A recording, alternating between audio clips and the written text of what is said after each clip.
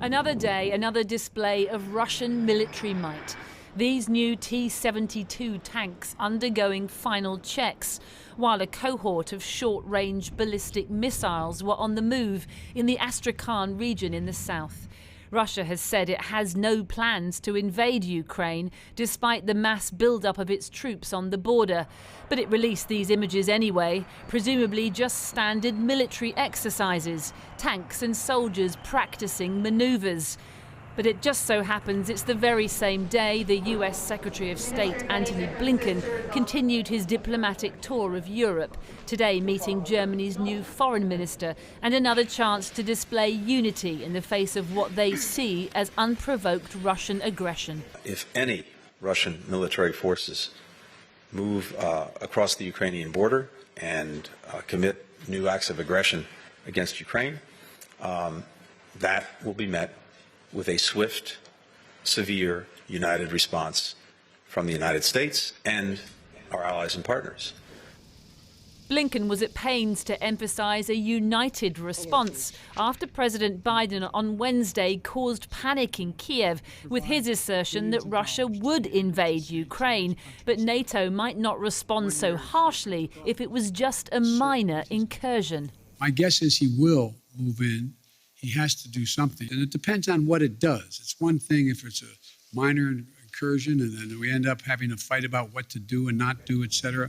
A slip of the tongue, perhaps, but one that laid bare the tensions within NATO and led to fears that Biden had just given Russia the green light to make some form of land grab in Ukraine, knowing it may not face the severe sanctions the president had promised. Well, I think what the president was pointing at is that Vladimir Putin has more than one option. He can try to occupy the entire country. He can try to annex another part of Ukraine, as he has already done with Crimea, or he can even not move militarily against Ukraine, but use cyber attacks, all of which require a response by NATO, and NATO is currently investigating and looking at what those responses are going to be. The timing of Biden's words, though, couldn't have been worse, just as President Zelensky of Ukraine had addressed the nation appealing for calm.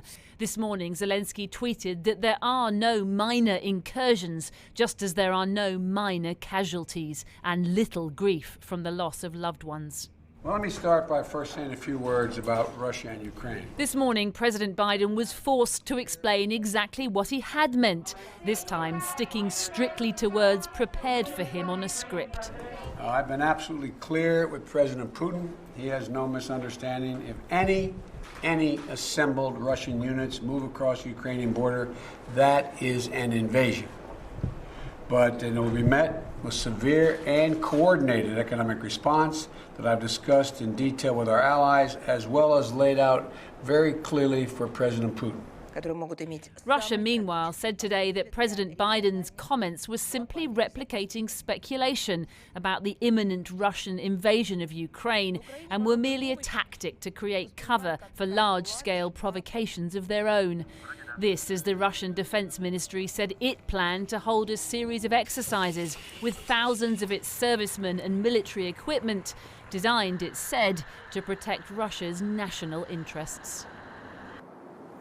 Well, definite diplomatic damage control, if you like, this morning after President Biden's comments yesterday. This idea of a lack of unity between the US and Europe when it comes to countering any response from Russia, especially when his Secretary of State has been on a tour, a unity tour in Europe, designed to reassure exactly that, even standing shoulder to shoulder yesterday with President Zelensky of Ukraine. So to let something like this slip in a public press conference, the one that he would have been very well prepared for, was a real gaffe by President Biden, one that he had to correct himself in the press conference. Then the White House had to issue a statement.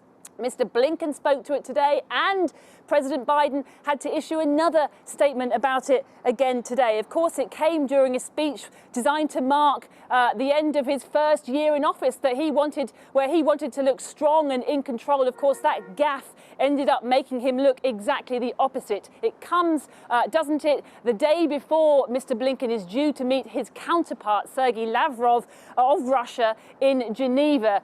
He is warning, though, that he does not expect the two to reach any form of agreement.